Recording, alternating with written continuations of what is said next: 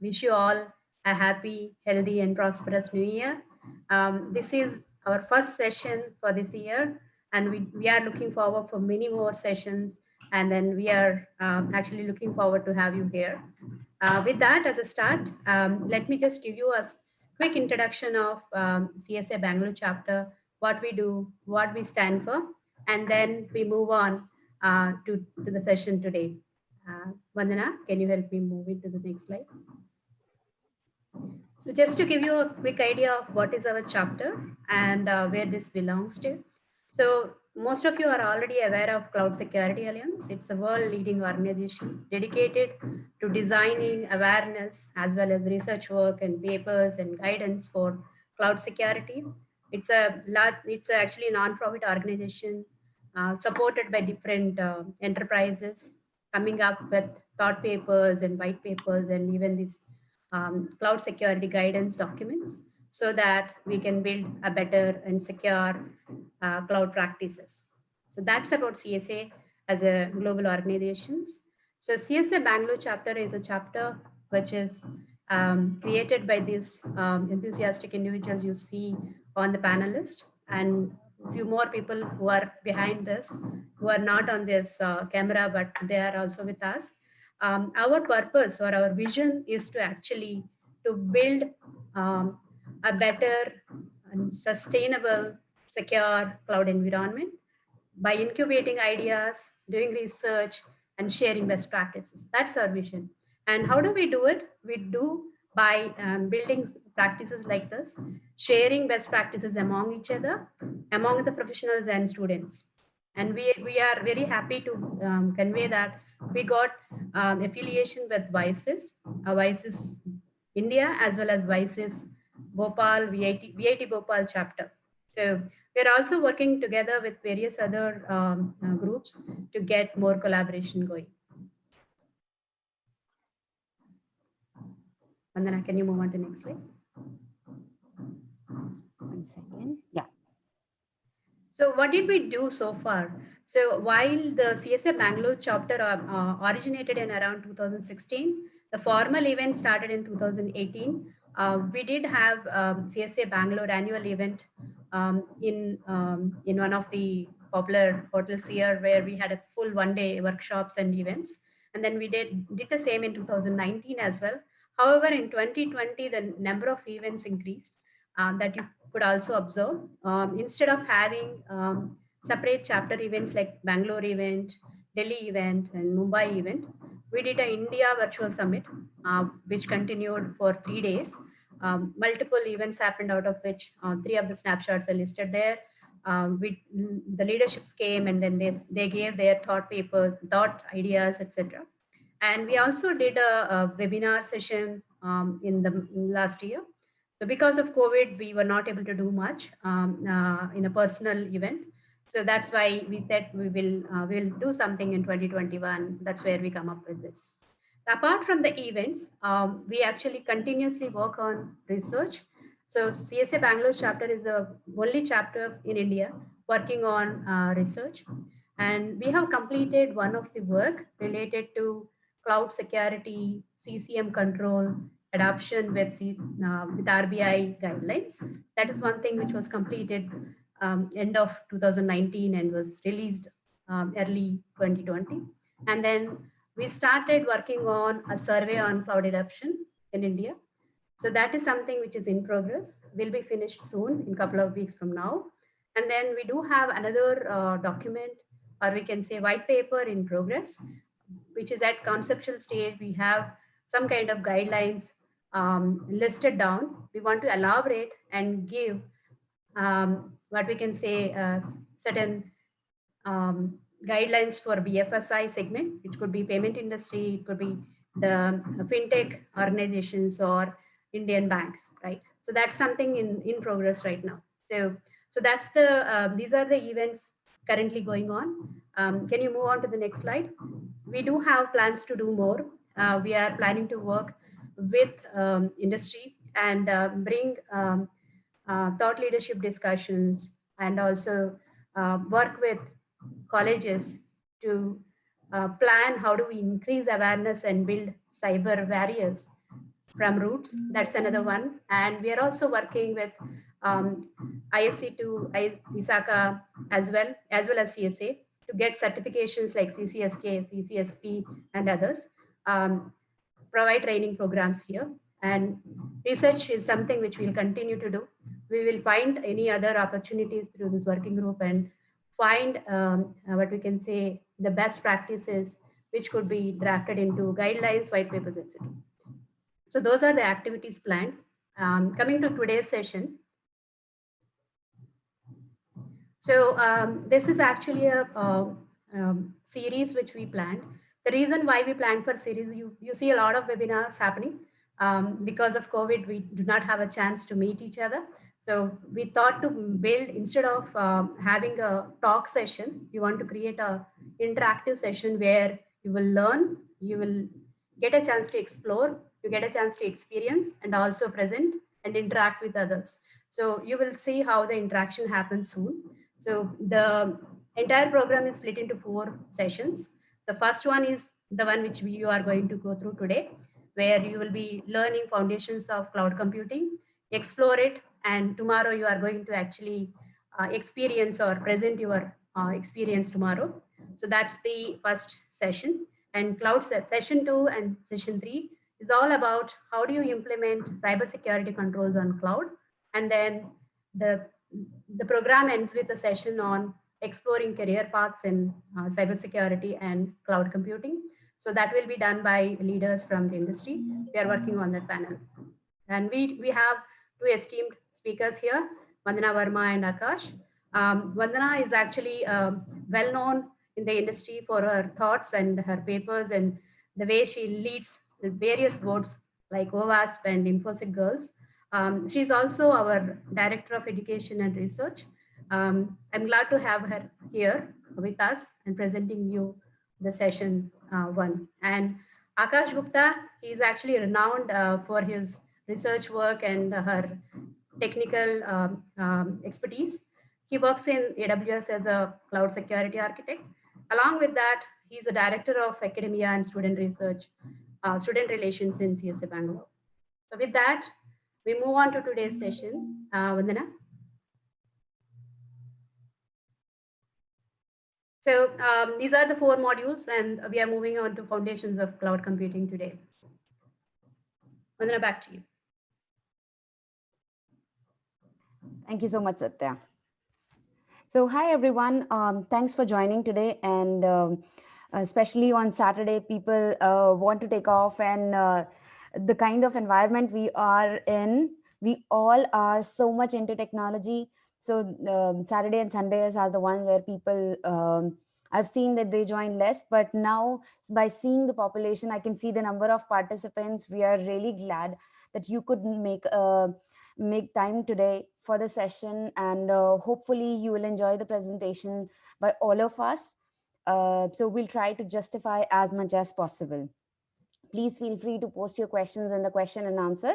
We will try and take up. And after I am done with my session, and then Akash will take over with the demos and other portions. So let's get started. So today's agenda is pretty simple, where we will be talking about cloud computing essentials, and we are going to demoing certain resources around cloud, what it is, how we can do it. There is one thing that I want to mention, and I've seen that every one of us have mentioned earlier as well, that this is a basic course wherein we want to let people know and students know that yes, cloud security exists, or cloud, what is cloud. So we want to start off with that kind of a rhythm, and especially when we talk about cybersecurity, uh, that can be mapped with anything and everything. But it's important for the students and the people who are kickstarting their career should know that how it can help them grow their career. Here we go. So when we talk about cloud computing, or when we say cloud computing essentials, what it is. So in simple terms, cloud computing is like on-demand services or delivery of IT resources, like Right now, I'm sitting at my home, I have a laptop, I have resources available, and I am able to connect with you. But think about, if my laptop stops working, what will I do? I'll have to switch. And that happened to me, and especially during the pandemic. And I was going all like, I was nervous, I was not sure what to be done. Now, when we talk about cloud resources, you are renting, or we are renting IT resources over the internet, with some cloud provider, and we pay as we use it. So if we are using the resources, if we are procuring the resources, we will be paying for it. So instead of buying the whole servers, which take like sometimes ages, like you have to procure it, it will be delivered, then you will set up and you'll start using. Here we will not be owning the server, we will not be maintaining the physical data centers and servers, and we can access the technology services such as computing power, storage, databases.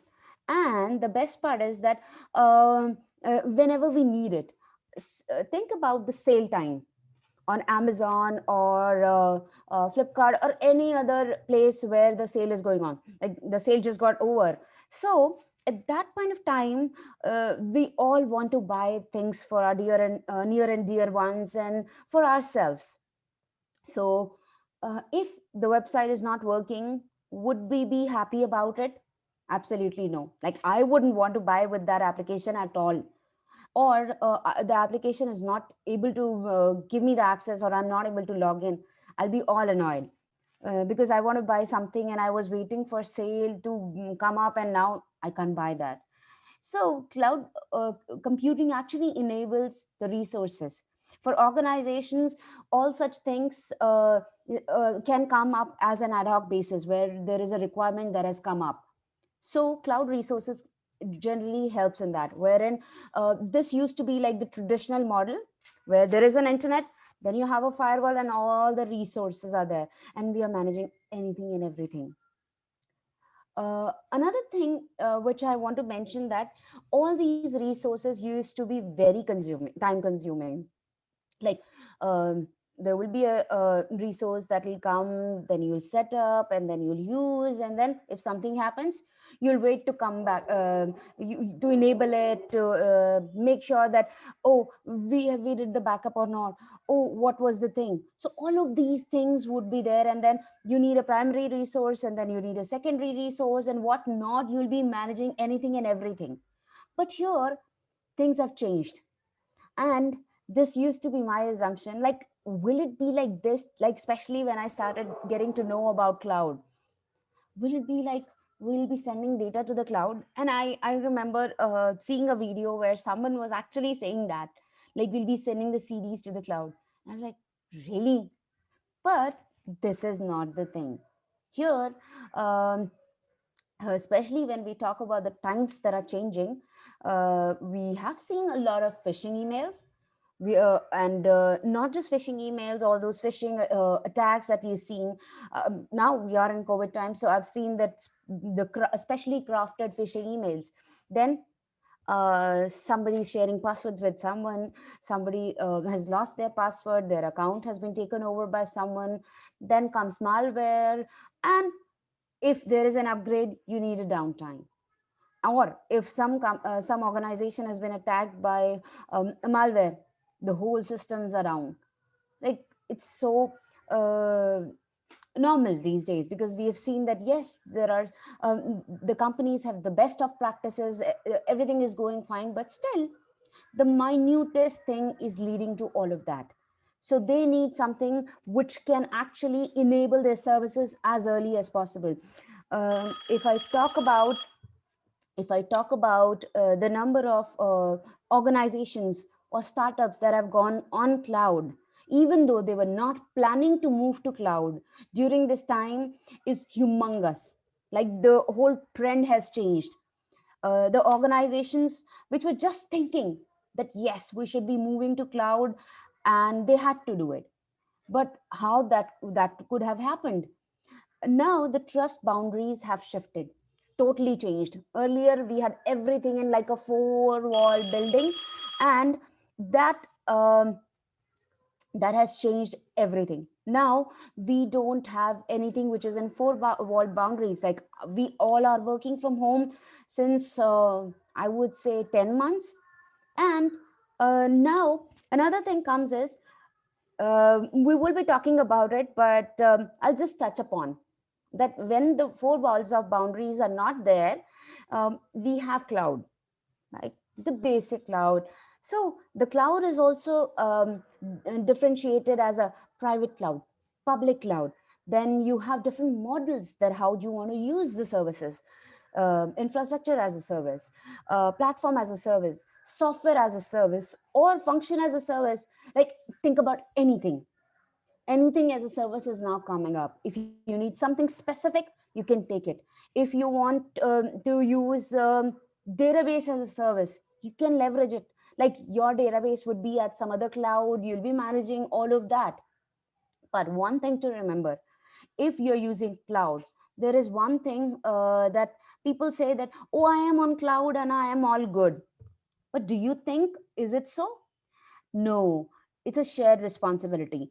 And one point I want to touch upon, that when we are talking about all of this, uh, there are amazing things with cloud, but we have to be very cautious with what we put there, and we know how to handle it. It's very, very important. Like when we say on demand self services, there we are provisioning the resources, but when we are provisioning the resources, we have to keep in mind a lot of things, that what are the things that we are provisioning, when do we want it. And we are actually taking care of measure services, like how much we need it, why we will be using it, all of that. Now comes some of the wonderful examples or use cases or case studies, that the companies who are leveraging the cloud services, and they're running their business on cloud. Talk about Spotify, Netflix, Instagram, Evernote, and whatnot. If I talk about startups, how they are able to incubate their services as early as possible, because cloud is enabling them. Like, they don't have to set up the whole data center in their office. And I have seen a lot of organizations are not even having offices. There's one organization where one of my friend is working. They're completely remote. Like, their business started remote. So when all of this is happening, how much cloud has to offer? And all those things that we've been talking about, databases, network, all of that, that remains same. It's just that certain changes that we have done to all of that, to use the services that they are off the cloud has to offer. Now, I was talking about on demand service, and these are some of the characteristics of the cloud which makes it unique, better, useful, and whatnot. Like, I am in awe of the cloud, that how somebody has come up with it, or how some organization has come up with it, and then people have started taking the benefited. People have started getting benefited out of it. So when we say on demand self service, so what it is, like all these jargons I am using, but what it is. So a consumer, let's say it can be you, me, or any organization, can unilaterally provision computing capabilities whenever they want. Like, they can decide on the network storage, server time, and it can automatically be done without even human intervention. Let's say I have a script running that if there are more users which are interacting with my services, so there would be a new resource that will spin up, or new virtual machine that will spin up, and that will start giving the access to the users. Like I was talking about the sale time, this is so common that the users will flow will be a little bit more. And during Diwali times, during holy times, during Christmas times, all of these times where people do shop a lot. Like, Diwali is one time where uh, I go crazy. I buy so many things. Everything is on sale. I have a lot of things which I've bought during the sale time itself. Like, I eagerly wait for it. And cloud enables all of these services, and it brings people more closer to technology, and organizations as well at the same time. Now, when we talk about broad network access coverage, so these are the capabilities which are available um, over the network, and access through standard mechanisms that can promote use of thick and thin client platform, wherein, let's say I have an application, and I want that application to be available over the internet, but there's another application which I want it to be only enabled via VPNs, and that is on cloud. So you can do that. So all those segmentations are readily available. We just have to start using that. Then comes resource pooling, wherein the cloud provider can actually provide the computing resources which are pooled, so to serve multiple consumers, or I would say, we are talking about multi-tenant model. So consumers can actually leverage the multi-tenant models with different physical and virtual resources dynamically assigned to different clients based on the need, based on the country, state, and data center. That can be done. And another important aspect is the elasticity. That's one aspect which is so much important at any given point of time. And if we want to set up something, if you want to increase the resources, so to the consumer, the capabilities available for provisioning often appear to be unlimited and can be appropriated in the quality in any quantity at any given time. So we can expand our services as much as possible. Then comes measure services, wherein we can measure the cloud resources, wherein if we know need resource usage can be monitored. Like if I am using this much of service at any given point of time, but I've opted for this one, but only this much I can leverage. So all of this you would eradicate, and then you would not be using it because you're here. So there is a step wherein you going one, two, three. You've never gone beyond one, but you've opted for three. So you can actually come back to two, so that if something happens, if there is any increase in the resources, you can just go ahead and step up and move. So you don't have to pay for the extra services. Now comes different models. Now I'll tell you, this is something wherein I really love this model, wherein pizza comes.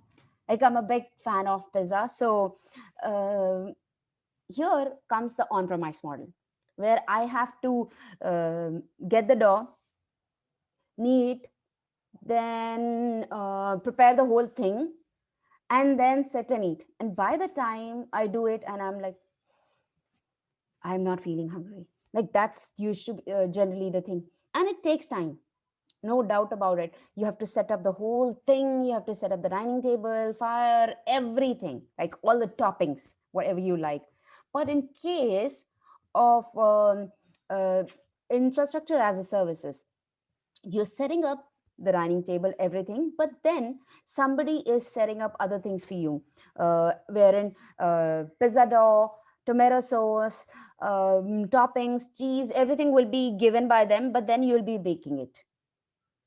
Next come platform as a service, wherein you will be managing just the dining table and the other stuff that you need, and rest of the stuff will be taken care by the cloud service provider.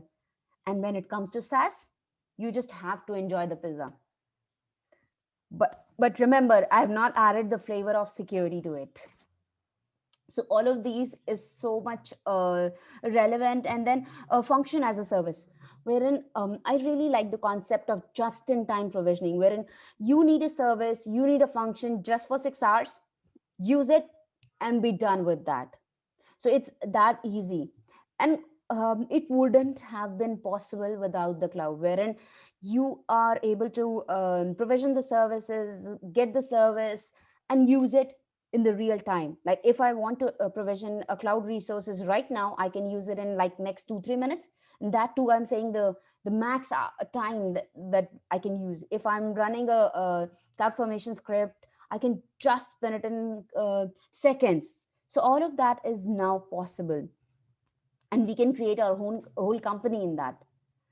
Then comes different accountability controls and uh, how it should be used. Like when it comes to on-premise, who will be managing what, how it will be managed, and if it's hosted on-premise, or if we are using infrastructure as a services, how it's being managed. There are cases where, which I was giving an example, that let's say I move my services to the cloud, and I start saying that now the cloud provider is managing everything. I don't need to worry about it. But whose data is that? So who will be managing it? We will be managing it. Let's start with SaaS, where you get an interface, you have users, and will you be updating the software? No. Cloud provider would be doing everything for you. Then come platform as a services. Apps, we will be upgrading. If there is an outdated software or service, we will be doing it. Servers, storage, network, everything will be maintained by the cloud service provider. But if you say that apps will also be updated by them, how will they access your apps? Even though we are hosting it, there are some security mechanisms they have placed so that they cannot touch your data. Then come infrastructure as a services, where we will be upgrading the services, we will be managing the virtual machines, we will be doing making changes. And when it comes to the backend, service provider will be taking care of that. When it comes to on-premise, almost anything and everything will be taken care by us. And all these things have to be taken care by all of us. I wouldn't say that I am taking care of everything and cloud service provider is not doing anything. So then comes the contractual part. When the contract is getting signed, the kind of services we are taking, the kind of resources we will be using, all of that have to be written down properly and understood that this is my responsibility, this is cloud service provider's responsibility. Because if something happens, then whose responsibility is that? Is it their responsibility, my responsibility, or whom should be hold accountable for that? So all of these things comes into picture, where we are controlling, we are understanding who is liable for it, who is accountable for it. And they can actually use the RACI matrix, where people understand that who's responsible, who's accountable, who's actually managing it, who's actually should be informed. Like when is the downtime, the you should be informed. So this is the kind of business models which people are using, and especially around the monetary gains, wherein people are using different capex, like when do we need heavy capex, medium capex, low capex, and how should we start using all of that. And this is something which is why it's important, because if we don't talk about capex and opex, it actually is going to hit any organization revenue model, and nobody would want it. And at the same time, we have something called opex. Now, I'm sure there are questions which are coming up, which I am going to answer here. So here, in traditional model, there's a heavy capex, wherein we have long lead times, and we have to buy the equipments, we have to recruit the resources, we have to I would say, when I say resources, recruit the staff who can integrate, who can make efforts, who can give efforts. And then if something happens to the equipment, we will be taking care of everything. So it's like traditional on-premise model, where you're paying anything and everything, and still, if the services don't work, you will be held accountable for it, like everything is ours. But when it comes to infrastructure as a services, we will be at a low capex or medium capex, and we are maintaining the UX, we are maintaining the IP protection, all of that. Then here we are using our own ingredients, and we are processing and making sure that people are managing the infra. Like if there are applications, there are servers, the the staff that we have is actually upgrading them, maintaining them. If something happens, it's our responsibility to take care of. When it comes to platform, we are using our own ingredients, but we're using someone else's process, tools, and their infra. Then comes software as a service, where we are just paying them and start using the services. If something fails, they have to take care of the backup. And why we concentrated on capex and opex, because somebody, if they start knowing about the money portion, like the revenue model, it's very, very important to understand the revenue, that how revenue is calculated. So I am sure, apart from students, there are certain professionals who are part of this session, and they want to know about all these things. Now, when I come to different models, I want to say that there's another thing called OPACs, where on-demand services are designed for plug and play, like platform as a services, which is actually a more operation intensive. And then there are automated instances wherein which can help us in monitoring the health, and then we would need that. So we will need to understand what's our appetite, how much we would need to use, and what do we need. So based on that, we can define our revenue models. Now comes different examples, like who's using what.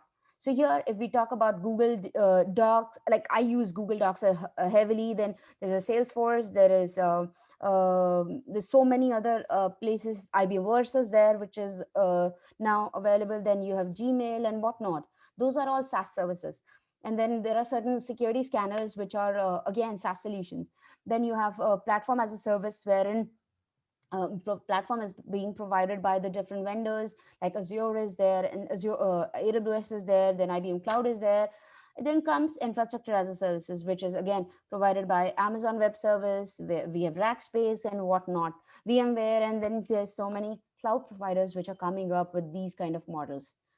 And then comes the different deployment models, that whether we want to have a separate private models, we want to have a community model, wherein we are serving different communities, different people. And then we have public cloud, which is being used by a lot of customers. So it's like a building which is used by people.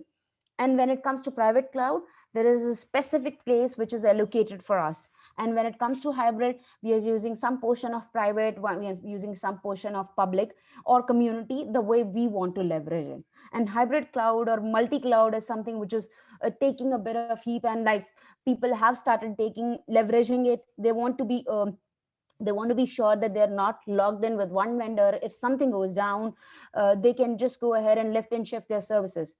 um, so these are the things which actually I've been thinking a lot, because and even I think people talk a lot about these things, like why do we need a hybrid kind of a model or multi-cloud mechanism.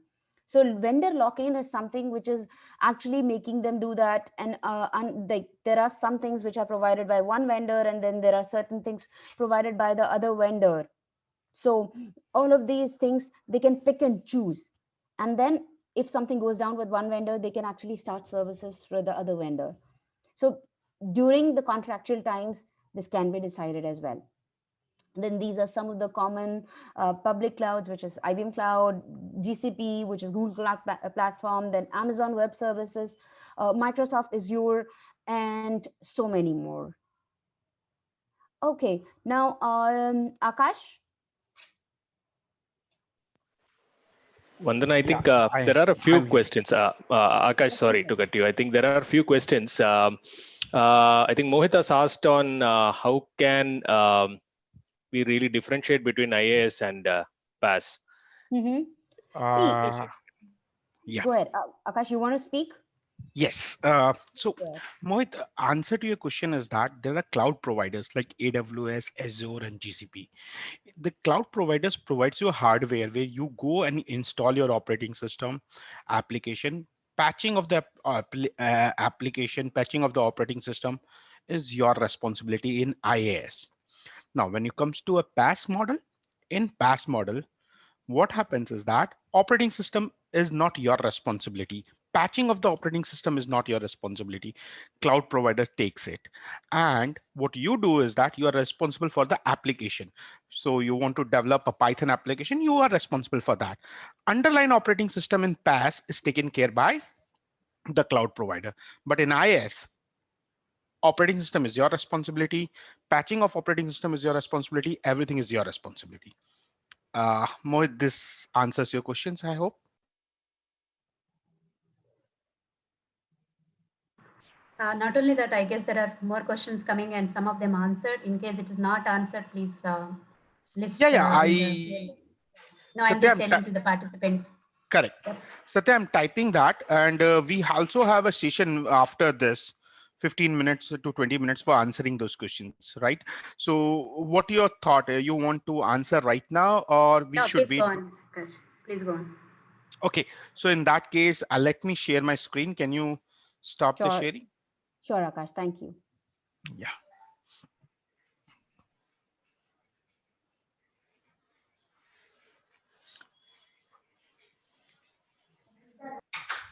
Okay. So,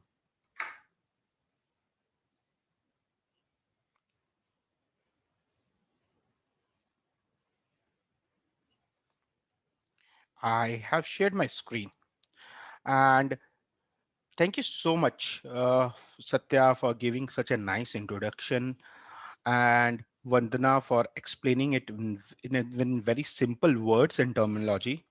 I hope I would have got some such type of knowledge when I started my career in IT industry.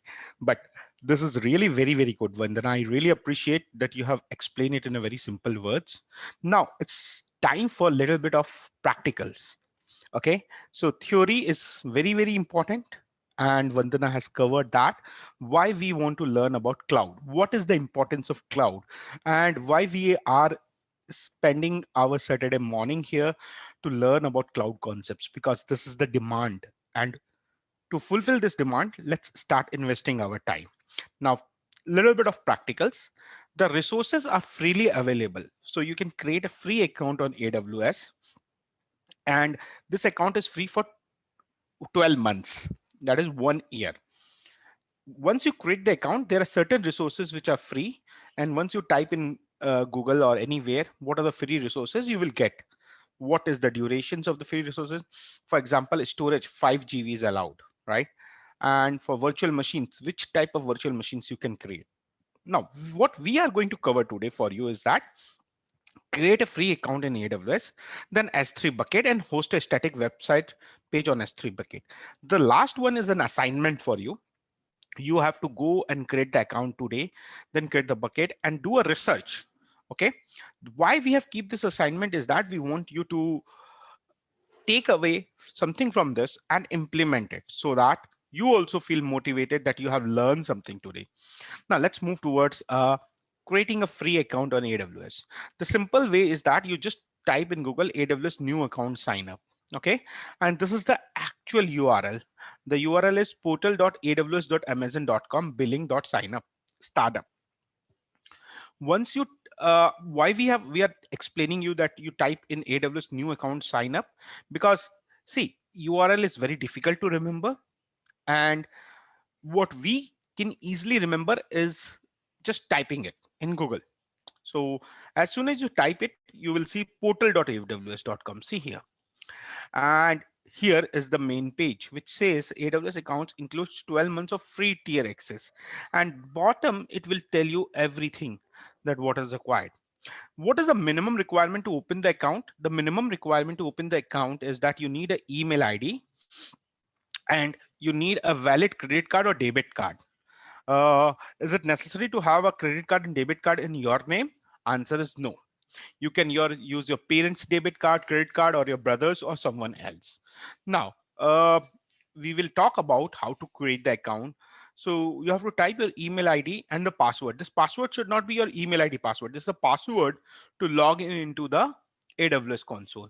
So what is the password complexity? Once you type the password here, it will tell you. It should be minimum 8 character and all those things. Correct? Now, uh, after that, you have to give your AWS account name at the bottom. If you see this, now this AWS account name has to be unique. But can I change my AWS account name? Answer is yes. You are feel free to change the AWS account name. Can I change the email address? Answer is no, because once you give the email address, that becomes a root account for you. Okay. So once you've done this, after this, you'll have to go to click on continue and you go to step number 3. Okay. Now, this step number 3 is very important. You have to select a region called India, right? Uh, After that, you have to provide your full name. Now, this full name will be your full name and then the phone number. This data is very confidential. Okay. So you have to provide your address, city, and all those things. At the bottom, it is asking for the agreement. This agreement, you can click on it and read about it. Okay. Important thing is that account type should be personal, not professional, because we want to learn AWS, and that is what we are creating this account. Once you provide all these informations, right, city code and all those things, do not forget to change the country region to India. Okay, if you are doing it in India. After that, once this is done, you have to click on create account and continue, the bottom of it. Now you will move to step number next step, which is step number 4. This is the place. Now I need your attention here, please. This is the place where you have to type a credit card and debit card number. I have seen from my past experience, people type a wrong credit card and debit card. In that case, what will happen? You will be able to create the account, but after that, you will not be able to create the resource, because AWS verifies whether this is a valid credit card or debit card by deducting 2 rupees, and then it refund back those 2 rupees to your account. So this is the step where you have to be very careful. Type the credit card number carefully. Expiration date is in front of the credit card and card holder name. So this name is different with the previous full name. Okay, this name is a card holder name, the name of the card. It may be your parents' name, your elder brother, sister, or your relative, anyone. But this name cannot be your name. If the credit card or debit card is in your name, then in that case, it is okay. Otherwise, you have to be careful. Now, do you have to provide a PAN card? Answer is no. If you're a student, you can mark it as no. But if you want to provide your PAN card, you can press it yes. Is it mandatory? Answer is no. It is not mandatory to provide the credit card, the PAN card number. As soon as you select verify and add, this will ask you a phone number just to do a verification. And once you provide the phone number, you have to provide the CAPTCHA. Step number 5. And once you provide it, after that, you see this is the verification mode. Okay. Enter the verification code. Where is the verification code coming from? The verification code is sent to your phone number, which you provided in step number 5. And once it is verified successfully, you get it. Now, so far, it's easy, right? Next thing, create free account. People does a mistake here. You always select a basic plan free. Do not select any other plans because they have a cost involved in it. Once you select a basic plan, after that, what you have to do is that you have to click on free account and it will ask you to select your role. So role you can select as a student, and I am interested in learning. And if you want, you can type others also here and click on submit. Now you are ready to go. Remember, if you are providing your credit card number or debit card, rupees 2 will be deducted for verification purpose. Now let's move towards next step. I created my account. What I should do now? Okay. Now you have to log into your account and start creating the resources. Okay, and if you at any point of time you're not sure whether this resource is free or not, you just type in internet free tier limit in AWS. Okay, now once you come to your you have to log in into your account. You just type AWS console login. Okay, so again, it's very easy to remember it. Don't worry, you will get the slides also. And as soon as you type AWS console login, it will come as a root user. You have to select the root user. You have to type the email address which you have used during the sign up, to provide the password. Once you provide the password, after that, you will be reaching into the, give me 1 minute here.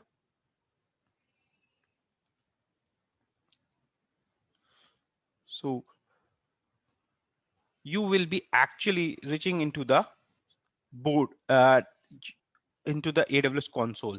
Now this is a search box. You have to type for a service. So when you create a virtual machine, it is called EC2. when you create a bucket, S3. S3 is an object-based storage where you can store the objects inside it. So you just type S3, click on this icon, and it will take you to the create bucket. Now, when you create a bucket, you have to just click on here, create bucket. Now, important thing to remember is this bucket is 1 minute. Okay. So important thing to remember is that this bucket which you're creating should have a unique name. This is unique across the globe in AWS. So I'm just typing test bucket AKI12. Now, if your bucket name is not unique, you will get a message that name already exists. So in that case, you just have to change the bucket name. Okay. Region, you can select it as a Mumbai. If you want to select any other region, you can do that. Now keep the other settings default and do not change them. What the other settings are, we can discuss this later. Now, once you click, your bucket will be created and you'll get a successful message at step number 4. Now what we have to do, I created my bucket. Now what you have to do is that you have to upload the files to the bucket. So you just create upload button, go inside the bucket. To go inside the bucket, you just have to click on the name, double click on it, and you will go inside the bucket and upload the files. So you can upload the files. And once the files are uploaded, after that, you are ready. You can actually share the URL. And that is what the further task is, building a static web page. So how does the name of the objects looks like? So the answer to your question is that if you uploaded a file called photo.jpg, then in that case, it will be, the URL will be your bucket name, that and all those things. And then in that case, it will be there. So what is this link about? This is the task which you have to try to achieve today after the session. You have to create a free account, then create a bucket, and then try to create a static web page. Okay, this is the link which we have provided you for further investigation purpose. Tomorrow we are going to discuss this further and we will discuss the solution about the same.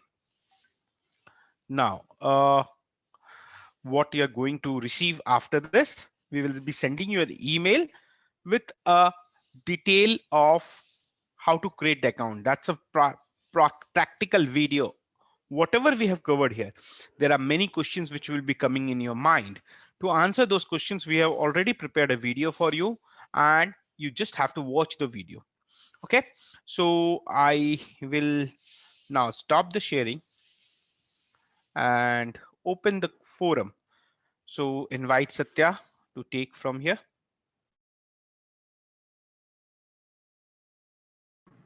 Okay. So any other questions you have before we go on to what we are going to do tomorrow?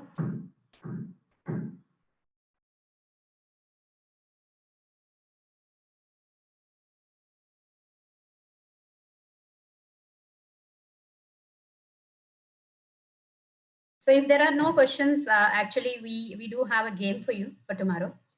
For that, all of you have been grouped into 4 groups, A, B, C, D, which Jagriti is going to just put up on the screen in few minutes. What we are going to do this, how we are going to work on this is the project for you for tomorrow. Actually, the work for you tomorrow is come forward as a group and present how you manage to create a static web page on S3 bucket. So what that means, we are not looking for a classy like a AWS.com page or a CSABangalore.chapter.com page, etc. We are just looking for hello world, a simple text file loaded onto an S3 bucket with a public link, which could be accessible. As simple as that, right? So as of now, our recommendation to you is work in the groups. We are actually setting up WhatsApp group. You will be getting the links soon. So you can work in that group, work together, and then choose your leader who is going to explain us tomorrow. So one of you, for example, let's say 8 members are in one group. So one of the 8 members will come forward tomorrow and then explain how you managed to create that and what is that S3 bucket is, It could be multiple, then you show us all the S3 links, whatever you created. And then what were your challenges you faced? What were the learnings you had? So you will be given 8 minutes time to do that. And others will be given 2 minutes to give their observations on the presentation of what went well with A, or what did they learn from that. So that is what will be recorded. So which means each of the group A will get 8 minutes, group B will get 8 minutes, like that, right? 4 groups, 8 minutes each, and 2 minutes for observations, which goes for 40 minutes. So four talks. Actually, you will be talking tomorrow, not us. None of us will be talking. We will be listening. And then after your sessions are complete, then we will summarize and see anything else we have to add, and then open it up for question and answers. Is the objectives clear? Jagriti, can you get that Excel sheet up with the name of the groups? So objective for you, you will be getting a mail soon with the objective. The objective here is create a static page on S3 bucket, right? Which means you need to create a free account by yourself, and you need to create a S3 bucket also, and you need to load a page. The page could be as detailed as you want, all of your photos or whatever you want, or it's simply text file with HTML/HTML with hello world, right? Any of that. Yeah. So that's the objective for tomorrow. And these are the groups you see there. You will be getting a WhatsApp group link maybe in few minutes after this meeting is over, so that you can start working together. As I said, there is no mandate that you need to create one S3 bucket each, or you want to do it together as one. How you do it, we leave it to you. But the idea here is you learn to do this, whatever we explained in last 40 minutes, or actually last 15 minutes in the demo given by Akash. As explained by Akash, we do have a complete demo of how to click on each with a proper recording for all the three, actually two, let's say two. One is how do you create a free account? How do you create S3 bucket? The videos are at least minimum size, like 6 minutes only. So you can see it again and again, so that in case you stuck anywhere, to create your own free account, your own S3 bucket. We will go to the next stages of infrastructure, resources, security, etc. in the session 2 and 3. But right now, we are just starting with this. Any questions?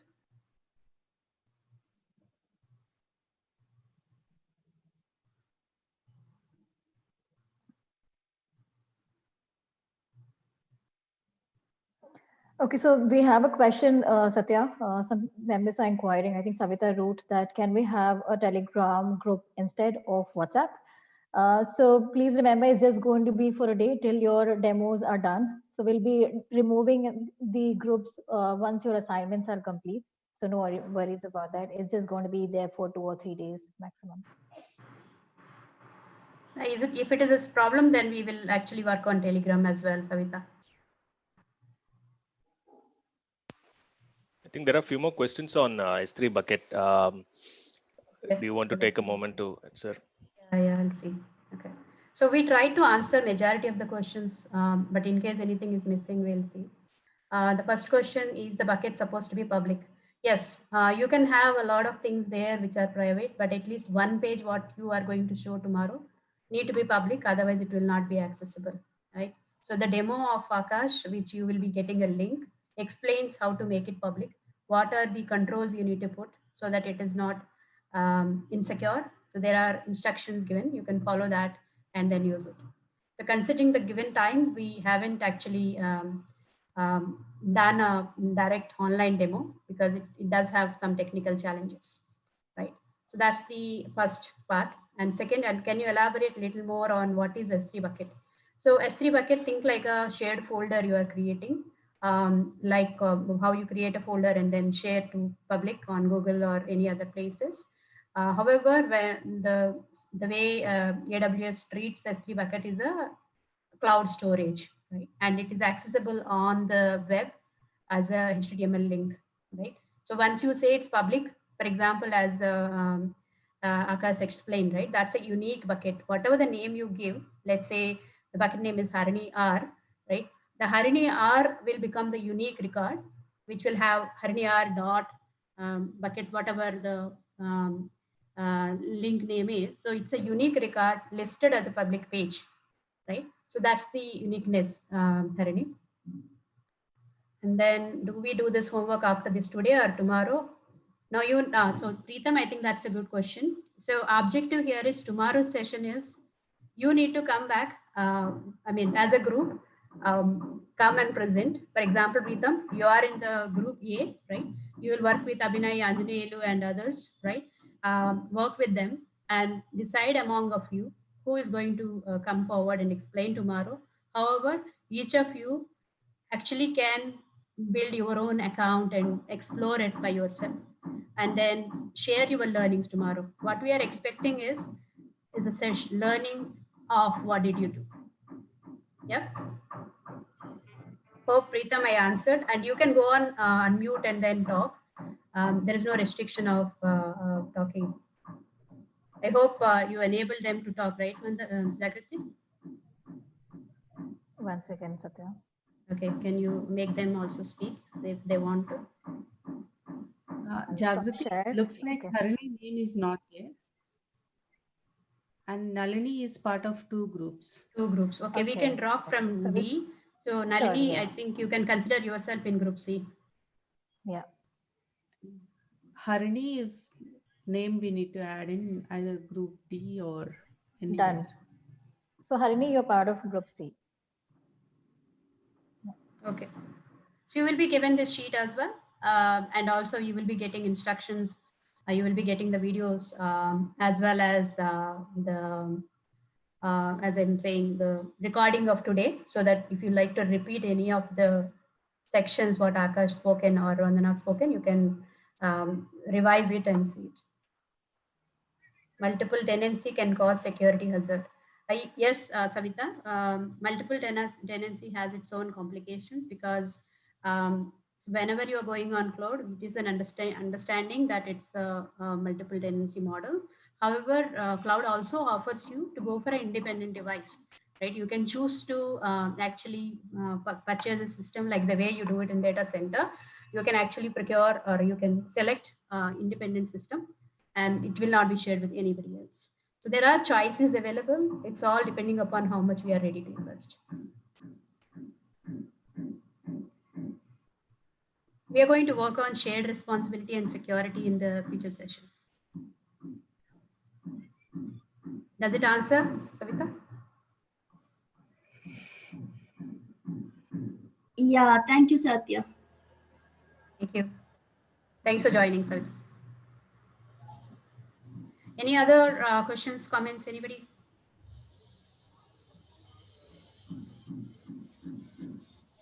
Everyone should be able to speak now. If you want to say something or provide us feedback, this is your time now.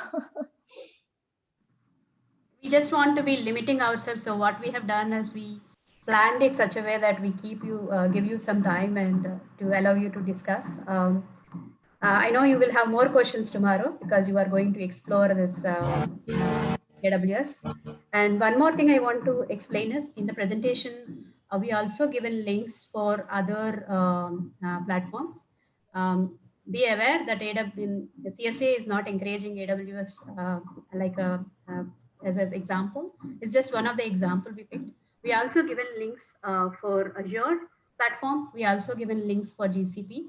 If you are interested to create a SharePoint or the same thing, similarly a static page hosting on Azure, or if you want to do it on GCP, you are welcome to do. We have given that links as well so that you can explore yourself and do it, right? We picked AWS because of the popularity, not because of we are favoring it.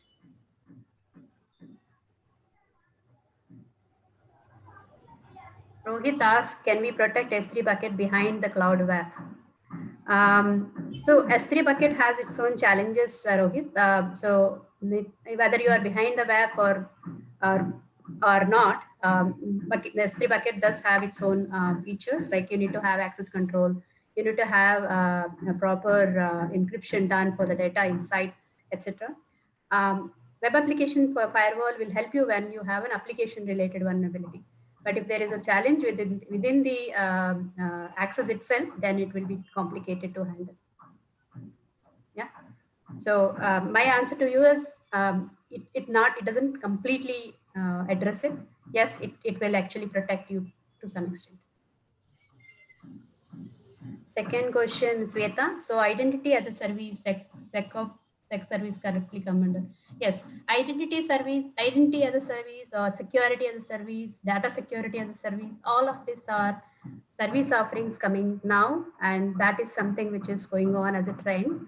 And those are all coming under software as a service. You are right? Because, for example, if you want to, let's take what is identity as a service as a concept, right? So now this many people are joining this event. So I want to actually give access for 20 people only for session 1, and 10 people session 2, and 5 people for session 3, which requires kind of access management. Yeah. And then only few people, like 5 of us, have administration role here to allow them to present, not present, etc. Right. So these are actually different permissions we are handling. One is access management, and second is privileges of handling it, right? That's privilege management. So all these parts, access management or privilege management, and even authentication. How did you authenticate to join here? There was a link, and then you have logged in with your email ID. So authentication, all these services are actually offered as a service. That's where identity as a service comes in. Same applies to security operations as a service. Same applies to data security as a service. Application security as a service are coming in. And this is nothing new. It's already in the market for a couple of years. Now it's blooming up. Any other questions?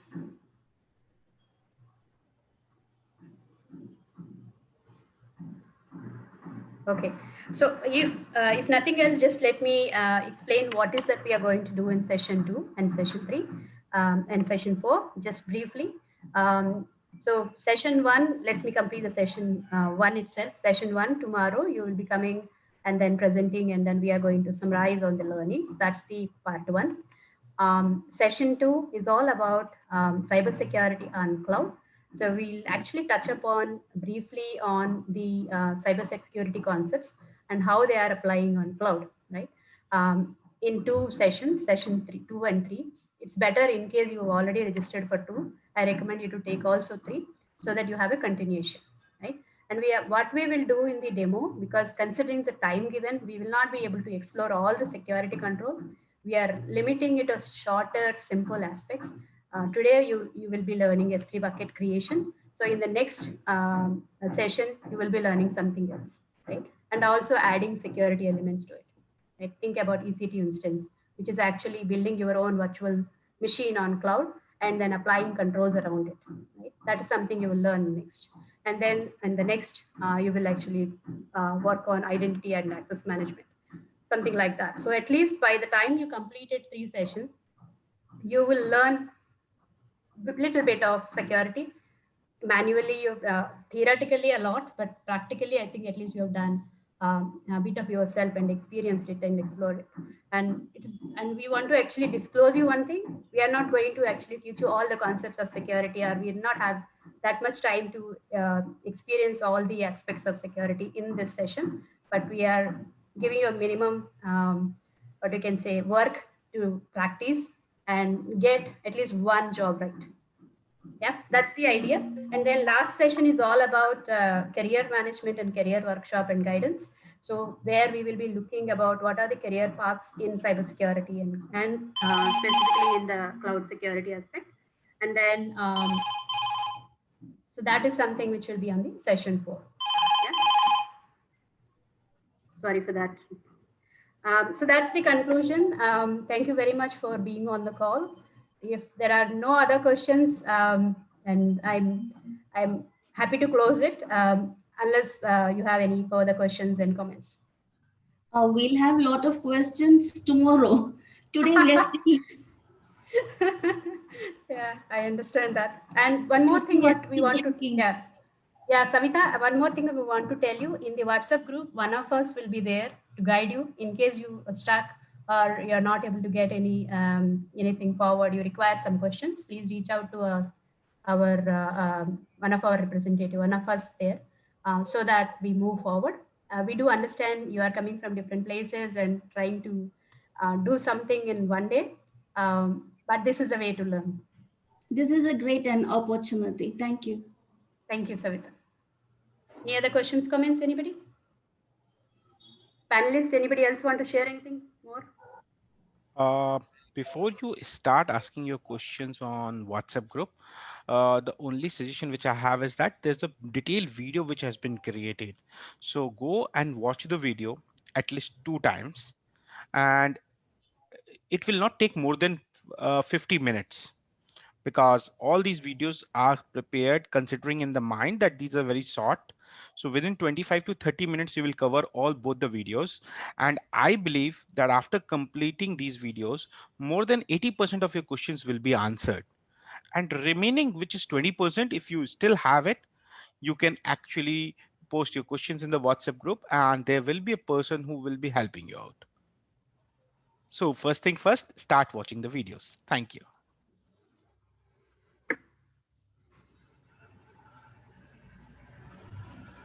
Jagrati, you want to conclude? So thank you so much, everyone, for joining us for the session 1. We were equally excited like you were. And this has been a truly an amazing journey to see you all participate. Most of you who registered were able to make it to the first session. So we are truly, truly glad. Please watch out for the email from our side, which will contain the group link that you should be part of, the videos that Akash talked about. And please ready to be work on you all need to be ready to work on the demo assignment that you have got from our speakers. So yeah, we'll see you tomorrow sharp at 10:50 a.m. Please be there, and we will be there to host you all. Thank you everyone for joining us today. Thank you, everyone. Have a good day. Happy weekend. Thank you all. Yeah, bye. Thank you. Happy learning. Bye.